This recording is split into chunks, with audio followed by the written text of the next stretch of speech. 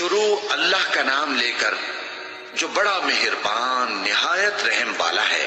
جو چیز آسمانوں میں ہے اور جو چیز زمین میں ہے سب اللہ کی تسبیح کرتی ہے، اسی کی سچی بادشاہی ہے اور اسی کی تعریف ہے، اور وہ ہر چیز پر قادر ہے۔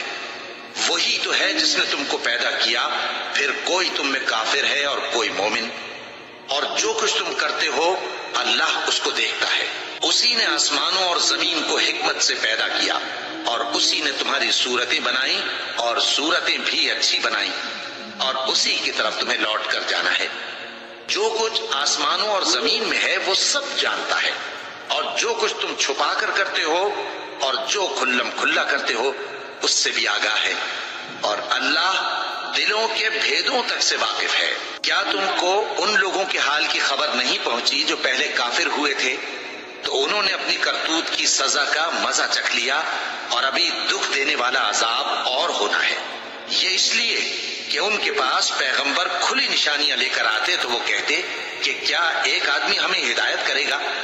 تو انہوں نے ان کو نہ مانا اور منہ پھیر لیا، اور اللہ بھی بے نیاز ہو گیا، اور اللہ بے نیاز ہے، لائق حمد و ثنا ہے۔ جو لوگ کافر ہیں ان کا اعتقاد ہے کہ وہ دوبارہ ہرگز نہیں اٹھائے جائیں گے۔ کہہ دو کیوں نہیں؟ میرے پروردگار کی قسم تم ضرور اٹھائے جاؤ گے، پھر جو کام تم کرتے رہے ہو وہ تمہیں بتائے جائیں گے، اور یہ بات اللہ کو آسان ہے۔ تو اللہ پر اور اس کے رسول صلی اللہ علیہ وآلہ وسلم پر اور اس نور یعنی قرآن پر جو ہم نے نازل فرمایا ہے ایمان لاؤ، اور اللہ تمہارے سب اعمال سے خبردار ہے۔ جس دن وہ تم کو اکٹھا کرے گا یعنی حشر کے دن، وہ نقصان اٹھانے کا دن ہے، اور جو شخص اللہ پر ایمان لائے اور نیک عمل کرے وہ اس سے اس کی برائیاں دور کر دے گا، اور جنت کے باغوں میں جن کے نیچے نہریں بہ رہی ہیں داخل کرے گا۔ وہ ہمیشہ ہمیشہ ان میں رہیں گے، یہی بڑی کامیابی ہے۔ اور جنہوں نے کفر کیا اور ہماری آیتوں کو جھٹلایا وہی اہل دوزخ ہیں کہ ہمیشہ اس میں رہیں گے، اور وہ بری جگہ ہے۔ کوئی مصیبت نازل نہیں ہوتی مگر اللہ کے حکم سے، اور جو شخص اللہ پر ایمان لاتا ہے وہ اس کے دل کو ہدایت دیتا ہے، اور اللہ ہر چیز سے باخبر ہے۔ اور اللہ کی اطاعت کرو اور اس کے رسول کی اطاعت کرو، بس اگر تم منہ پھیر لوگے تو ہمارے پیغمبر کے ذمے تو صرف پیغام کا کھول کھول کر پہنچا دینا ہے۔ اللہ جو معبود برحق ہے اس کے سوا کوئی عبادت کے لائق نہیں، تو مومنوں کو چاہیے کہ اللہ ہی پر بھروسہ رکھیں۔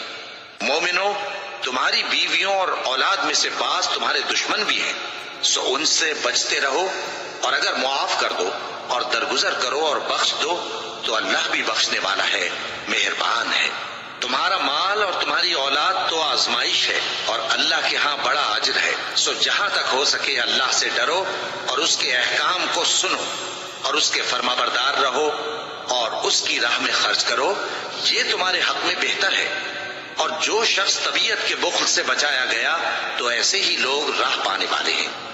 اگر تم اللہ کو نیک نیتی سے قرض دو گے تو وہ تم کو اس کا کئی گنا دے گا، اور تمہارے گناہ بھی معاف کر دے گا، اور اللہ قدر شناس ہے، بردبار ہے، پوشیدہ اور ظاہر کا جاننے والا ہے، غالب ہے، حکمت والا ہے۔